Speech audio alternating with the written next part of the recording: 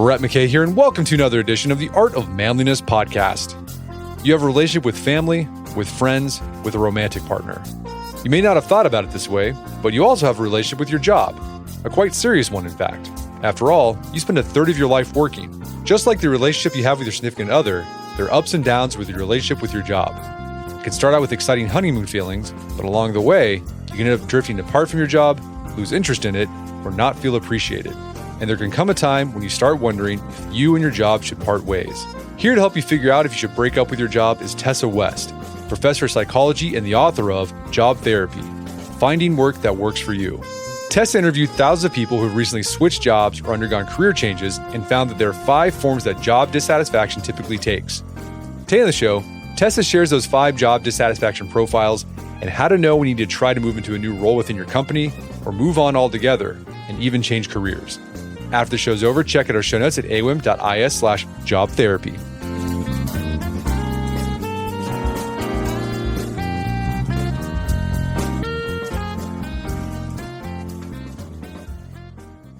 All right, TessaWest, welcome back to the show. Thank you again for having me. So we had you on last time to discuss your book, Jerks at Work, and it's how to deal with those jerks that you sometimes encounter at the office. You got a new book out called Job Therapy, where you dig into our relationship with our job. And I think a lot of people typically don't think about having a relationship with their work. You know, a job is just something you do. What got you thinking about work in terms of a relationship? Yeah, this is a great question. I think, a bunch of different things, but just to kind of give you a little bit of background, I've been teaching a close relationships class at New York University now for 15 years. And so I've been thinking about how we go from the kind of initial attraction stage, so the first date, which is a lot like a first interview, all the way through that stage where we get a little bit itchy and we start drifting apart from our partner, the ambivalence, those feelings we have that are a little bit complicated, the emotional ups and downs, and all the way through the end of a relationship when we decide to break up. And what I noticed in the past couple years is that there's just been kind of this shift in how we talk about work using these relational concepts. And so, every time I taught, and this was last semester, we would talk about, what can go wrong on a first date. And at the same time, in my consulting and in my research studying the workplace, people were asking me the same types of questions about interviews. And when they were trying to process whether they should break up with a job that they've been committed to for a long time, they would ask me questions about identity loss, like if there's a hole in my heart, how am I going to fill it? And that's the same language we're using around marriages. And so I started to kind of see these two worlds I live in and converging, and these concepts starting to overlap in ways that I think most of us had never really thought of before. And that's really when I decided to adopt a relational perspective to think about your career as just another thing that you have a relationship with, much like a person. So a lot of people are unhappy with their current jobs, but they're unhappy for different reasons. If you ask 5 different people why they don't like their job or their career, they might give you 5 different reasons. And you took a deep dive to find out what are the top reasons people are unhappy at work. So you did this massive survey. What did you discover? I think most of us, if you ask someone why, they don't truly know. And so you kind of have to ask more indirectly about how they're feeling. And so what I found was that a big chunk of people, especially those who've been working for a really long time, they have a crisis of identity. They used to love this thing, and the thing is, tends to treat them very well. The career does, but they don't feel as strongly identified with it as they used to. And there's a lot of shame and guilt that goes along with that. So that is, the crisis of identity person. Kind of in a similar vein is the person who's drifted apart from their job. And this is the person who's pretty nostalgic about what that job used to look like. It could be that the whole industry has changed. Maybe it's just this company, but it's a little bit like waking up and looking at your spouse in bed and thinking, who are you? I don't recognize this person anymore. And for those people, they really have to dig deep to understand kind of what is the source of that drifting apart. Is it really just the job, or is it also them? And then the third is the person who's stretched too thin. And I actually wrote this chapter for everybody. I think we all know what it feels like to be juggling multiple roles or tasks, or to be task switching all the time that we're not getting anything done. And so those individuals tend to have taken a few missteps along the way in terms of absorbing roles or taking on what I call high visibility roles that they think will get them a raise or promotion, get them on the map, so to speak. But they end up just kind of being all over the place or interrupting themselves constantly constantly at work.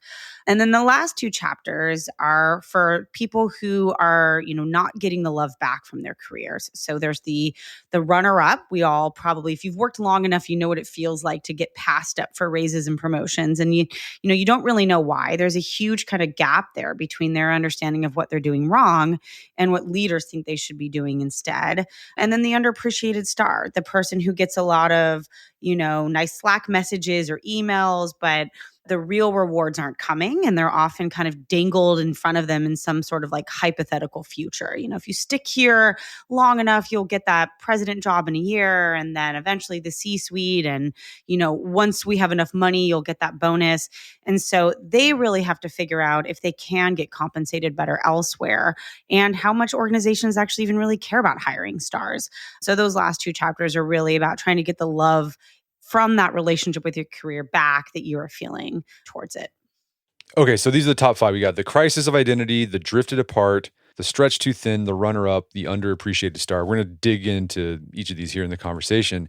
But you also found, before we talk about these 5 different types of dissatisfaction profiles, you also talk about there might be a lot of job dissatisfaction that just comes up from like daily stressors that we tend to overlook with a job. Like it's not even that you don't identify with your job anymore or you feel like you're stretched too thin. It's just the other stuff that we overlook when it comes to having a job that might be causing us dissatisfaction. What sorts of stressors are those? Yeah, I think, most of us experience a lot of low level stress at work, but we don't actually see how it kind of builds up and affects our happiness at work or our engagement or these kind of like bigger picture things. And I think what I did for this chapter was I ran a simple study where I asked people in the morning, what do you think is going to stress you out and today, what your biggest stressor is going to be? And then I asked them again to do it in the evening, what actually stressed you out? And there's not a ton of overlap. And I think it's because anticipated stressors tend to be big things. They tend to be things like a presentation I have to give, a meeting I'm really nervous about. What people reported are what I would call like certainty-based stressors, things that they can anticipate and then plan for. And because you can plan for those things, you actually don't end up experiencing that much stress. You put some steps in place to make sure you can handle the thing. We call this a challenge response in health psychology. But what ends up actually stressing people out are pretty small things. And many of them we tell ourselves we can't anticipate, but we actually can if we're a little bit more strategic. A commute that ran too long, your parking space has been taken up, your boss putting a last minute deadline on your calendar, someone interrupting you at work, those things that we don't really see coming in the morning, but they end up being additive and really stressing us out. But kind of ironically, what I found is that even for those things, if you ask someone if they've experienced it before, they'll tell you, oh yeah, I experience this all the time. They just don't encode it as a stressful thing.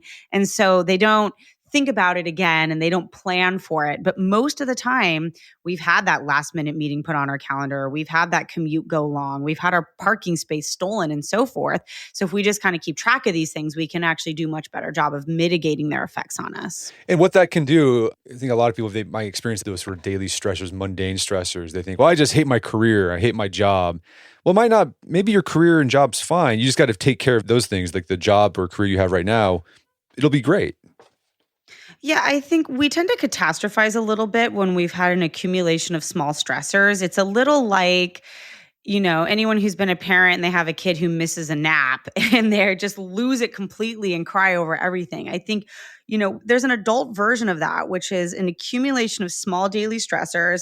They affect our health. They affect our sleep, and that in turn affects our ability to cognitively function, to regulate our emotions at work, to handle difficulties that come flying at us. And I think that we do dramatically underestimate the effects of those low-level things, and then we catastrophize and tell ourselves, oh my gosh, this job just isn't a good fit for me. I feel really miserable right now. But because we haven't identified the source, we attribute it to something big and existential.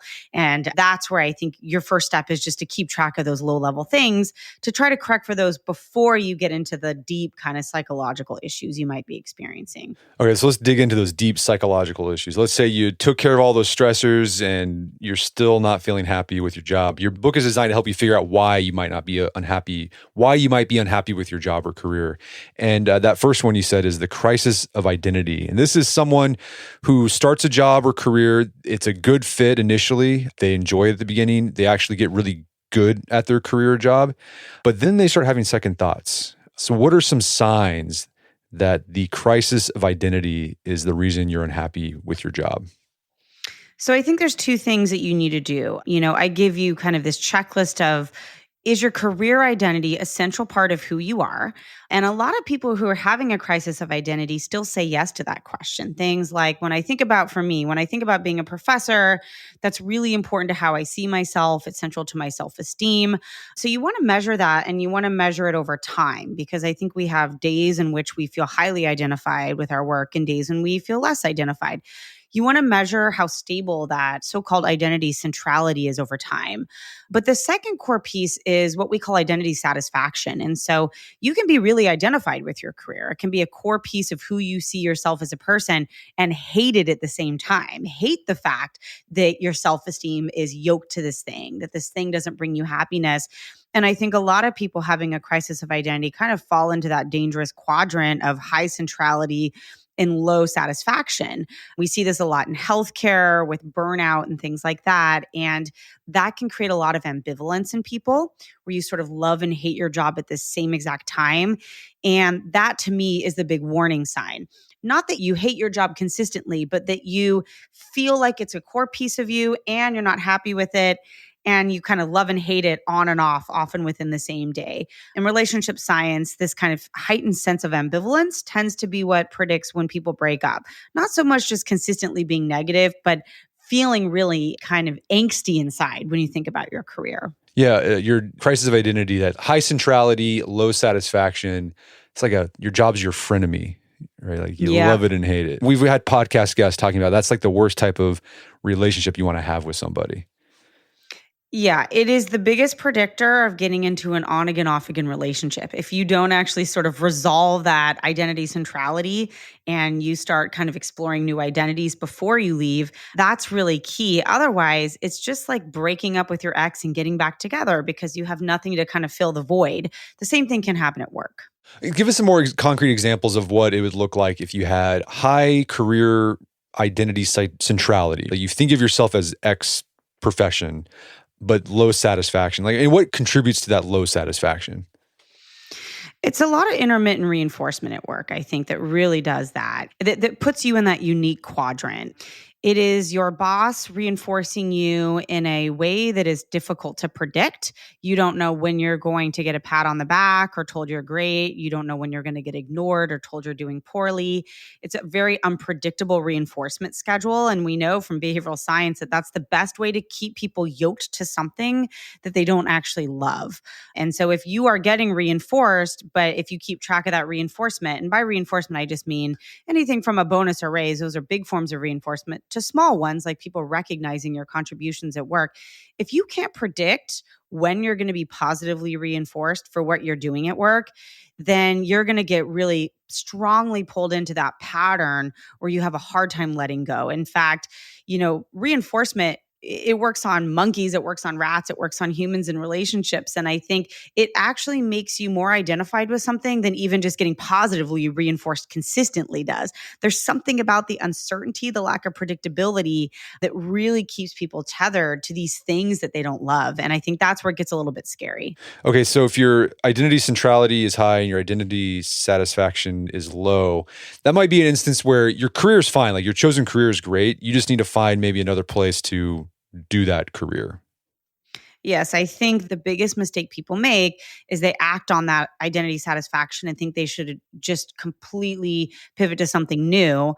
And then they realize a little bit into that journey that, oh, wait, I actually kind of miss my old thing.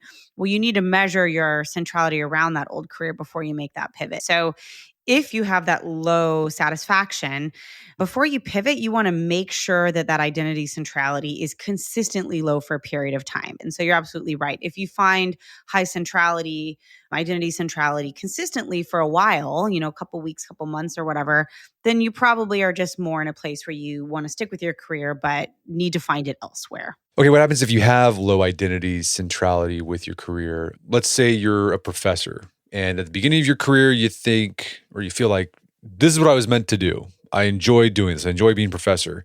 But then 10 years later, you're just not feeling it anymore. It doesn't seem like that's what you're supposed to be doing.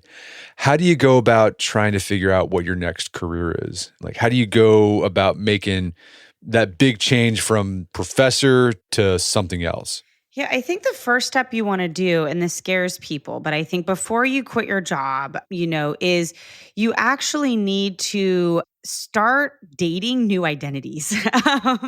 And I probably take this metaphor too far, but you need to actually kind of try on new identities, develop a clear sense of what your future identity is going to look like before you make any moves. And the only real way to do that, it isn't by reading company websites or taking extra courses. It's by networking and having, 15, 20-minute conversations with people in new careers where you can do things like tell the difference between two things that sound similar but are actually super different, or learn the hidden curriculum around what it really takes to succeed, or learn jargon, which I know gets a bad reputation, but we use it anyway. So really kind of exploring these new careers to develop just a clear sense of what your future identity looks like, or could potentially be before you ever take that next step. And I think too many of us are tempted to quit, take some time off, take some extra courses, apply for jobs before we do that whole developing the new identity thing. We think we can't develop an identity around a career we haven't jumped into or haven't tried yet. But I actually don't think that's true at all. I think you can actually start to understand what that identity would look like should you be in it by doing this networking. And I think that's a really important kind of in-between step people need to do. Yeah, so before you quit, talk to a bunch of people who are in that career you're thinking about. I think another thing you could do too is like do some moonlighting. Maybe you want to be a writer.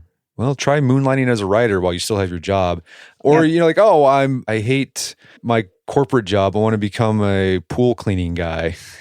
Like start Yep. cleaning pools and see what it's like do it on the weekends, for example. Yeah, you have to try it out. I think, I I meet all kinds of people who think a career would be a good fit for them because they think really big picture in terms of it.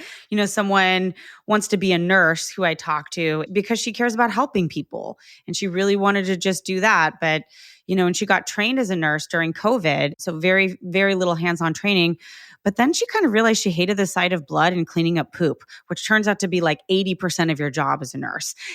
And those just kind of like, what does the day in the life actually look like is something that you can't know unless you actually kind of try the job on a little bit and try it. And I think the moonlighting piece is really important. I think people are afraid to do that, or they feel like they don't have the time or the mental resources to do it. But you're not going to know how that new job feels, whether it fits you, unless you actually sample it a little bit first. People can have this problem even at the start of their careers. I went to law school. I thought I wanted to be a lawyer since I was in high school because my idea of being a lawyer was like watching Matlock and Law and Order. And then I went to law school and I had to do my internship, and I did my first internship at a big firm. And I hated it. I absolutely, it just did not suit my personality. So yeah, that can happen at the beginning. So I think I would have been better served before going to law school. Actually, I didn't know any attorneys too. I just thought, I had no clue what it meant to be a lawyer. I think it would have been better served to maybe talk to a bunch of lawyers, maybe like in high school or college, work there for the summer to see what it was like. That would have been helpful. I think, I would add another piece of advice, which is like when you're doing this, the temptation is to find a bunch of people who kind of know each other and network that way. So, you find a lawyer and then you ask that lawyer for another lawyer you can talk to. And we call that snowball sampling. It's a great way to network. But when you do that, you get a lot of overlapping information about a career because those people have things in common with each other that might not actually reflect what it's going to look like for you. So you want to actually network with people who don't know each other, who don't have completely shared histories or even work in the same organization, because you want to look for that kind of, signal in the noise across all these diverse people to understand what the career could really look like. I think one big misstep people do is they talk to 10 people, all of whom have the same boss or work for the same organization, and then they overgeneralize those 10 people's experiences to what that career would look like for them. And then there's just nothing in common. And I think you really have to really broaden your network in that early stage. Talk to, a litigator for you, but also maybe someone who works for the county, all kinds of law, just to get a little bit of sense of the heterogeneity of the career. And then when you're talking to people, you have this great question to ask to really get information you otherwise wouldn't get, to really figure out what it's like to have this career. And the question is, before I started this job, nobody told me that, and then have the person finish. Because then you might learn some things that you probably didn't know and wouldn't have even known to ask. Yeah, I think I love this question. It's based on this NPR really funny thing they did of I must have missed that day, where people talk about late knowledge that they accumulated.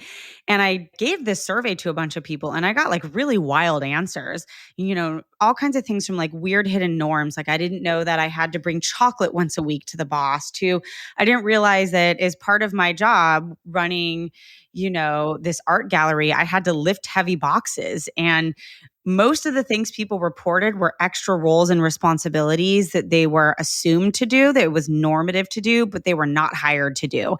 And I think that's one of the main reasons why we actually drift apart from our job or have an identity crisis, is because of this sort of like lack of role clarity, being asked to do random stuff that has nothing to do with the job. So you want to get a sense of what weird randomness you might encounter should you take on this career. And I think the answers will surprise you. And people are always a little bit surprised when they get asked that question, but they come up with like pretty interesting and creative answers. So that was kind of one of the more fun things I did for this book. Okay, so with crisis of identity, you want to look at your identity centrality, identity satisfaction. So if you still have a high identity centrality with your career, but low satisfaction, maybe you don't jump careers completely. You just find another place where you can get that satisfaction again. Then if your identity centrality is low, so maybe you started your career thinking yourself as a lawyer, professor, teacher, et cetera, and you're not feeling that anymore, that's when you might think about jumping ships to a different career. But before you do that, network, ask around, figure out what it's like with these new careers. You're dating other careers and maybe even moonlight. We're going to take a quick break for a word from our sponsors.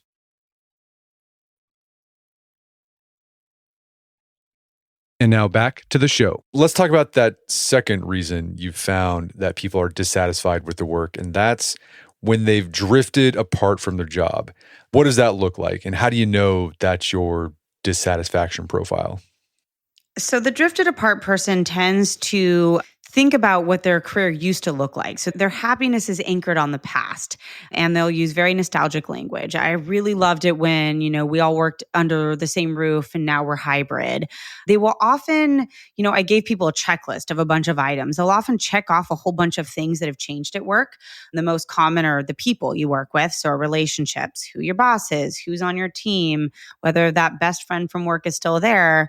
And they recognize that a whole bunch of little things have changed, but they often have a very difficult time seeing how all of these things have led to them just feeling ennui at work, feeling bored and, not interested and no longer motivated.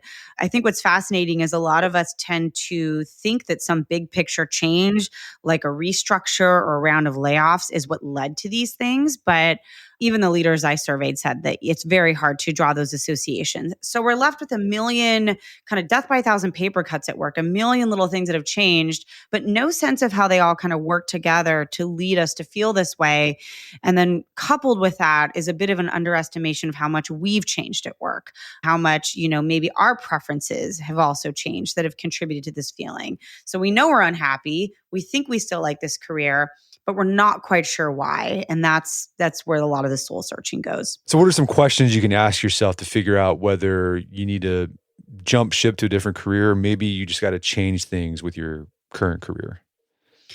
I think for the drifted apart, the main mystery here is if one type of change will happen in the workplace, is it going to trickle down to affect a type of change that they really don't enjoy? And whether that's industry wide or not. And I think for them, is this a new career issue or is it just my job? Really comes down to, has the whole industry changed? And a lot of people who feel drifted apart at work, who are nostalgic for their old job, really think it's just their workplace. They think very locally about the changes, but often once they start networking and exploring things, they actually realize there has been, kind of this just massive evolution of the whole entire industry, and often in ways that they don't totally anticipate. So, one person I talked to was a school psychologist, and that used to involve a lot of therapy, and now it's just testing. And why has that happened? Well, there's been some state regulations around what a school psychologist can and can't do that has just fundamentally altered the nature of that career. It doesn't matter what school district you're in, you're just going to be doing testing all day long. People who feel it and just kind of a very much in the moment way have had AI introduced into the workplace, or things like new software programs that they have to use.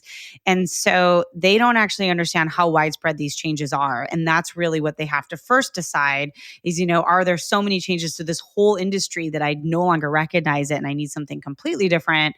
Or is it just my place has gotten weird and different and I could actually kind of find what I used to have somewhere else? Gotcha. Yeah, I think that's interesting. The idea of industry-wide changes causing you to drift apart. You've been seeing a lot of this going back to education. A lot of teachers are quitting teaching, and you ask them why, and they just say, well, it's just the profession of teaching, particularly in public schools, has changed dramatically. We have to do different things. Like, this is not the thing I signed up for when I became a teacher. Yeah, there's a huge emphasis on state testing performance. And so now they all have to just spend so much time doing test prep, very little flexibility in curriculum. There's a lot of kind of like top down direction giving of what you can and can't teach. So teachers who really value creativity feel stifled in the classrooms. So they're looking for jobs in which they can like kind of do that piece of it elsewhere. But I think for them, the struggle is often, well, where can I actually do that? Who does value that piece of me, that kind of creative curriculum building piece? And then how kind of fungible is that skill into a new career? And how can then I talk that new career into believing me that this skill has utility in that job? And so learning kind of how to transfer skills is super important for people like that, for people like those teachers. Okay, so if you feel like you drifted apart, you need to figure out whether this is just happening at your particular job or if this is a larger thing. And if it's a larger thing, that may suggest you need to jump ship to a different career, pivot.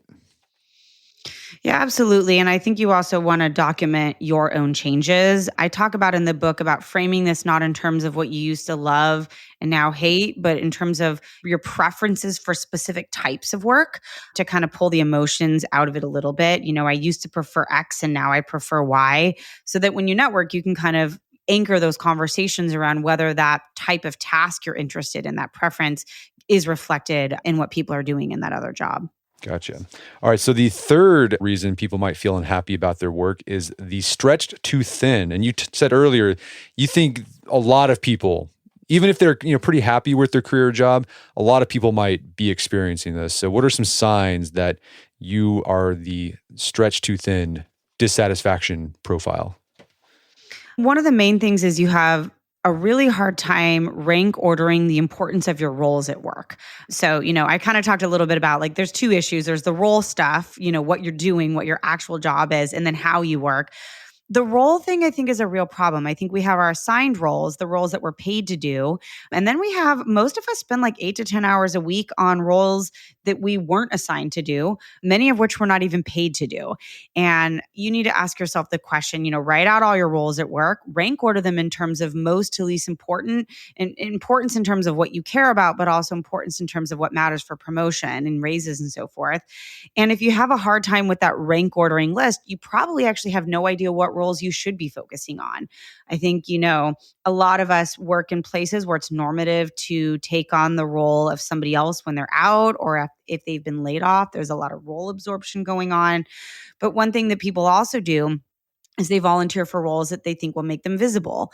Things like running an employee resource group or a conference committee, these kind of community building roles that are helpful, but your performance on those roles are rarely discussed by leaders during promotion decisions. And so you feel good and you get a lot of pats on the back and everyone loves you for taking these things on, but they don't actually matter as much as you think you do. So I think you really want to sort of critically evaluate your own roles.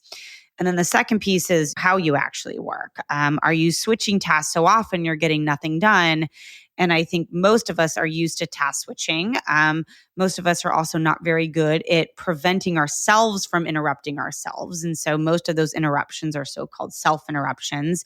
And so kind of figuring out what your pattern is there of like how you can actually just be more productive at work by interrupting yourself or having others interrupt you more strategically so that when you jump back into something, you can actually kind of, have a much more systematic workflow. I talked to neuroscientists for this chapter because a lot of why we feel stretched too thin actually comes down to the memories we form at work, and our ability to kind of start where we left off has to do with how good we were at encoding what we did in the first place. And when we interrupt ourselves a lot, we don't encode those memories of what we were working on. And that makes it very hard for us to pick up. So I think there's some little things you can do, some strategic things you can do to kind of reduce that mental load of task switching. So if this is your dissatisfaction profile, there's actually a lot of things you can do with your current job to maybe remedy. You can talk to your boss about the distractions or the multiple roles, and maybe you can reduce some of that. But it might reach a point where it's just expected that you do these multiple roles, and you realize you're not going to be able to do the work that you want to do, well. That might nudge you to look for another job. Yeah, I think one thing that happens a lot is organizations talk out of both sides of their mouth. They say that they're really good at promoting people internally into leadership positions, but at the same time, they ask everyone to do all the things at once. And they're not very strategic about how they get you to prioritize roles. And then they kind of like shift the narrative on you. Like, well, the reason why you weren't promoted is because you weren't good at prioritizing your work. What they don't realize is that, maybe the middle manager is asking, 15 people to do all of these different jobs at once. And so if your own leader or manager can't help you with that, task of just prioritizing your roles, most important to least important, and they keep telling you that there's a tie between 1 and 2 and 5 and 6, then that's probably a red flag that they don't even know, what this should look like. And they're not even sure about people who've been successfully promoted and how they prioritize their own roles. So, you can make that list and go out into the world and, talk to hiring managers with your role prioritization. And during interviews, ask them point blank, how are you going to help me stick to kind of this rank ordering of roles when people start nudging me to do additional work? Like, what process do you have in place to sort of protect me, to insulate me from, that role creepage that a lot of us are feeling at work? And I think that's a fair question to ask. And as you were talking, it reminded me, it might be useful too, if you're feeling stretched too thin, to do a broader view of your career landscape. Because you might find, okay, I'm feeling stretched too thin at this particular company or organization. Maybe if I just go somewhere else and keep the same career, you might find the same problem, because industry-wide, they're asking these people who have this career to do multiple roles no matter where you go. So you might have to do some more investigation, like talk to your friend who lives in Nebraska or different states. Are you seeing the same sort of thing in your career? Like, if you're a teacher, are they having you do this, this, this, and this? And if it's like yes, and it's like, well, maybe this is all over the place. Maybe I have to go to a different career. Yeah, absolutely. And I think, some people can handle that sort of million things at once. Some people are really good at boundaries. Others are yes people, and they're people pleasers. And, if you are a people pleaser and you have a hard time saying no, or you care a lot about your team liking you, then your Achilles heel at work is going to be taking on the extra work of people, taking on those extra roles. And, another kind of interesting thing I learned when writing this book is that a lot of times when we are taking on extra work of people, it's not because there's a free rider problem in our teams where people are just sort of offloading. Often this happens in well-structured teams that don't have a free rider problem, where people are actually getting credit for their work. What they don't realize is when you get credit for doing something someone else is paid to do, even if people verbally recognize it, it's very hard to kind of integrate that information into a promotion decision. Rarely will a boss say, yeah, this person was amazing. They took on the work of everybody else on the team. I think we should promote them, because it makes them look like a bad boss. It makes them look disorganized. And so doing work that someone else is technically paid for, even if you get credit for it in the moment, rarely translates to an actual promotion opportunity. And I think people don't understand that disconnect that is pretty common. Okay, so the next reason, the fourth reason that people might be unhappy with their job is they feel like they can't get ahead in their career because they never get promoted or get a raise. They're just overlooked all the time. I mean, you call this the runner-up. Why are some people consistently runner-ups in their career? There's a couple sort of really difficult answers to that question. The first one is that they have less status than they think they do. And this is a hard pill to swallow. This idea that, maybe people don't respect you, admire you, they don't care about your contributions as much as they need to in order for you to get promoted. And, I asked people, were you given an explicit reason why you weren't promoted? And most weren't, but they had some kind of sense that low status might be at play. I asked people who make promotion decisions why people weren't get promoted. They kind of said the same thing. No one was really told they don't have status, but that's kind of the reason that it's implied but never actually said. And then among those who successfully get promoted, they're like, oh yeah, absolutely. It's because I was told that I have status. So the only people who are actually sure that status matters are those who are successfully promoted, because it's easy to tell someone when they have status. It's very hard to tell them when they don't. And, I talk a lot about in my book of like how to read status, which is this kind of complex topic around, things like if you write an email to the boss, how quickly does the boss reply versus if someone else does? Is it quicker or slower? Status is often conveyed very indirectly through these subtle ways. When you contribute to a meeting, does your contribution stick? Do people build on it, or do they always switch topics? And this kind of like soft nebulous construct is one of the main reasons why people keep going up for promotions and not succeeding, because they don't have as much status as they think they have, and they're never told that, and they have a really hard time correcting for that. So I think, that's kind of one of the trickier things that you have to learn about yourself. One of the more kind of threatening, stressful ones. Some of the kind of more obvious ones are things like you've missed a couple key roles along the way. So you got maybe a battlefield promotion. You were hired into a position of leadership that you really didn't have the experience for, but you missed one or two things in the past. And whoever's making decisions now really cares about those one or two things. And they can even feel a little bit arbitrary, but they're going to die on this hill of we're not promoting someone without those things. I think those are, a couple things. And then there's the like scary, not within your own hands problem. Like my boss actually doesn't have enough status to promote me. My boss loves me, but when that person walks into the room, no one listens to who they think should get promoted because they're not a big enough deal. They don't have, enough tenure at this company. So those are the three main categories of reasons I found that people really struggle. Okay, so you have to become more status savvy if this is your problem. And you talk about, again, like status, you said, it's very subtle. You have to pay attention to how people respond to you, how quickly they respond to you, to emails, et cetera. Because you don't want to ask, hey, do I have status? Do you guys think I have high status? Because everyone's like, what the heck, you weirdo? You don't ask that question. Yeah, I think it's a totally weird question. Yeah. But you can ask a question, to your boss or maybe your coworkers, like, do you think my contributions have an impact? And if the answer is no, hopefully they'll give you that honest feedback. You're even smaller than that. Say you bring 3 ideas to a meeting and none of the ideas stick and they don't end up being any of the ideas written on the whiteboard. You can talk to your boss or your team members and say, can you maybe give me some insight into like why you think those ideas weren't the ones we went with, or in what ways, it was presenting these ideas maybe not ideal. So the smaller, the more specific and behavioral you can get, and the kind of the more immediate after the thing, the better. And I think a lot of people in client-facing jobs have this problem where they don't know why clients don't prefer them. They prefer someone else over them. And they walk out of that client meeting and think, I thought that went really well. And then they find out, okay, well, we got the job, but the client doesn't ever want to talk to you again. And no one really explains to them why that was the case. And it could be something like they interrupted too often, or they talked for too long, or they were too loud. It could be little things like that accumulate over time. That if you don't get corrected, you just end up kind of hitting your head against a wall constantly because you can't move forward. So what are some solutions? So you mentioned just asking for feedback, figuring out like what you need to do to advance in your job. But I mean, let's say you do those things. How do you make sure your contributions get recognized? I think that you need to do a lot of work ahead of time to figure out whose voices get heard and why. Kind of one of the more fascinating findings from my work on status is that it's not always the person who makes the most persuasive argument. It's the person who organizes the team ahead of time and says things like, let's all go around the room and share one idea.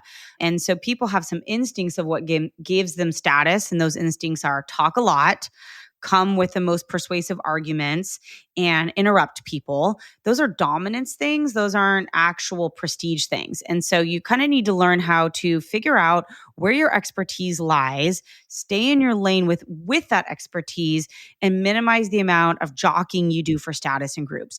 Nothing loses status quicker than trying to take it from another person in the actual meeting, by verbally dominating that person. That is a losing strategy that I see people try over and over again. It's a very heavy-handed strategy. You got to kind of do your work behind the scenes. And that includes kind of networking with other high status people who aren't in your role, so you know who you need to actually impress, who actually matters in this meeting. And so subtle things, subtle leadership behaviors that actually show you care more about the team than the individual is a huge way to gain status. I did a lot of work, a lot of research looking at what's called a status jolt in the workplace. So this happens when all of a sudden, we have our team, we know who has status, we know who doesn't, and then something happens to the organization to kind of throw a wrench in it, a merger, or we're now all on Zoom, or whatever the thing is. The people who try to cling to their old status with selfish behavior by trying to outperform others, not sharing information, not being helpful, they lose their status the quickest. And so clinging to old status is also a way you can lose status in a new team.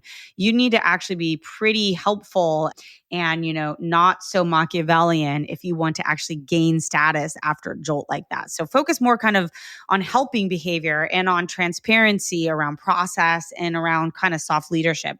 Those are the best ways to actually gain status at work, not by being heavy-handed and loud and interrupting people or even being the most persuasive in the room.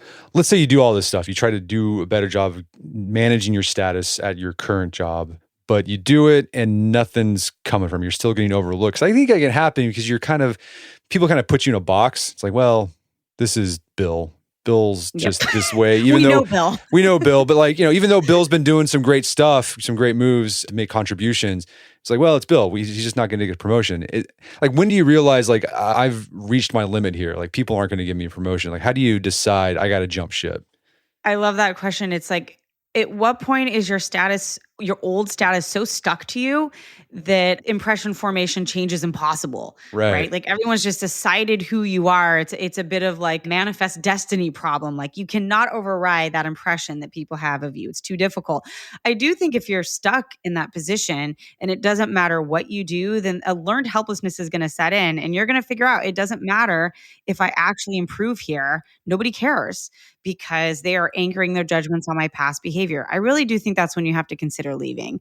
If you are getting pretty hard evidence that, no matter what you do here, you can never correct for your mistakes of the past. It's a little like, I cheated on my husband 5 times. He's never going to believe me, ever again. Then I think you are kind of stuck. And we know from the impression formation literature that it's really hard to override those impressions once we have them of someone.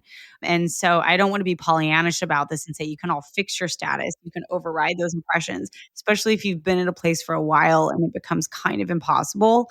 Then you might need to actually make a career change. And when you do that, you might have to take a step down before you can take a step up again.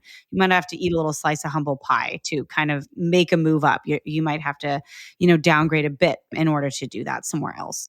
All right. So the final one is the underappreciated star. This is someone who's underpaid and undervalued compared to what they bring to the workplace. How do you know if you're an underappreciated star? I think the kind of first thing that you need to question is, are you actually a star? And I give people a few things you can do to figure out if you have a skill that you are both the best at and is rare at work, and both need to be true. If you're really good at something that everybody can do, then you're probably not a star. And then the underappreciation part also takes a little bit of interrogating. So I think most underappreciated stars are told they're great, but they're not shown that they're great in any kind of compensation way that they care about. It doesn't have to be money. It can be other perks. Whatever the thing is, It's a lot of promising future compensation. And we see this in small organizations and new startups that don't have a lot of money or resources to give out. They will bring in a star and they will promise them the world if they just stick around long enough. So if you're getting a lot of these kind of hypothetical future promises, I've worked for organizations that weren't publicly traded, but they promised me stock once they were, which they made up a number to estimate what that number would look like. Those kinds of things tend to be the forms of underappreciation that people who are at the top of their game experience. One factor that contributes to people becoming underappreciated stars that I thought was really incisive is that many companies and organizations are just looking for good enough when hiring. Tell us about this finding. Yeah, I'm a little cynical about the whole star business, partly because I think most companies don't actually want a whole bunch of stars. They might not even be able to afford one star. I think a lot of people who are really, really good or in the 99th percentile, they get compensated exponentially more than someone who's, say, at the 90th percentile. And so salaries don't go up in a linear way as starhood increases, they go up exponentially. And it's often not worth it to pay these stars. And a lot of places who have hired people like this, who've hired so-called geniuses, or kind of the more dark version of that is a super chicken that will kind of peck the eyes out of all the other stars to be number one, they find that this is a mistake and that it's actually better to hire people who are pretty good, who have decent skills, but they don't have the price tag. They don't have the expectations of being treated like they're fancy that come with the true stars, that come with, the person who is the CEO at the, Fortune 100 company or whatever. And I think you need to figure out whether there's even a market for your starhood, and most places they can't afford you and they're not actually that interested in bringing someone in who is so much more powerful than everybody else. There's a psychological distance that you'll create should you come to that place. Yeah, I imagine this good enough problem is going to become even worse with the introduction of AI into companies. Because AI can do a lot of the stuff it's starting to be able to do a lot of stuff at white collar jobs. It's not great, but it's good enough. And so companies are like, well, instead of paying a human being with, all these advanced degrees, $100,000 a year to do this job, we'll just use AI that costs us $20,000 a year. Oh, absolutely. And I'm seeing this, any kind of job in psychology where you're hired as like a consultant to kind of import and export knowledge from science and, make it palatable to the masses. So go summarize these 15 academic articles and make a PowerPoint presentation explaining what growth mindset is. Those people used to make like $150K coming out with a PhD in psychology. Now they make $0K because AI, chatbot GPT can do that in 5 seconds. Is a little janky, sure, but someone can take 5 minutes to kind of make it pretty, add the human touch to it. And so there are just these whole white collar careers that are just, being rapidly shrunk. And anyone who used to kind of be good at summarizing things no longer has a job. And I do think we're seeing kind of more and more of this good enough problem, even cropping up at pretty sophisticated levels like coding and things like that, which we used to just really rely on well-trained computer scientists to do. AI does that just as well, if not better. Yeah, the thing you have to start thinking about is, well, how can I take that skill that can now be used be done by AI? Like, how can I take that to the next level, like higher level? Like, what can AI not do? And maybe AI can't make those bigger connections. I don't know. I'm just kind of shooting off the hip here. Yeah, I mean, I could tell you the jobs AI can't do that people are really desperate for is anything in hospitality, in healthcare, any human interfacing jobs where you have to actually talk to people. So not like back office jobs where you can chat with your Bank of America app or whatever, but anything that involves like a complex human interaction of any form. And whether that means making a salad or talking to a client or giving, someone a shot in the arm, those are the jobs that people are really distrustful of AI. Even like ironically things that AI could be better at, like radiology and, reading scans. There's a complete distrust. I have a paper on like the trust of this kind of machine stuff. There's a distrust when there's no human eyes on it. And so, ironically, even some of these things that AI is getting better at, people still want to hire people for as kind of the last stop. And I think, anything like that, if you're a new career person listening to this, human interfacing stuff where people want to talk to another human being, those are the jobs you need to start looking into. Well, Tess, this has been a great conversation. Where can people go to learn more about the book and your work? So you can go to TessaWestAuthor.com to take the quizzes from Job Therapy and from Jerks at Work as well. If you want to read about my research, you can go to TessaWestLab.com. Fantastic. Well, Tessa West, thanks for your time. It's been a pleasure. Thank you so much. My guest today was Dr. Tessa West. She's the author of the book Job Therapy. It's available on Amazon.com and bookstores everywhere. You can find more information about her work at her website, TessaWestAuthor.com. Also, check out our show notes at aom.is/jobtherapy, where you find links to resources where we delve deeper into this topic.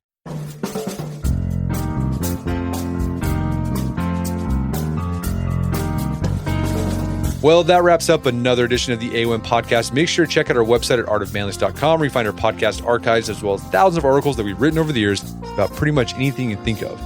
And if you haven't done so already, I'd appreciate if you take 1 minute to give us a review on Apple Podcasts or Spotify. It helps out a lot. And if you've done that already, thank you. Please consider sharing the show with a friend or family member who you think will get something out of it.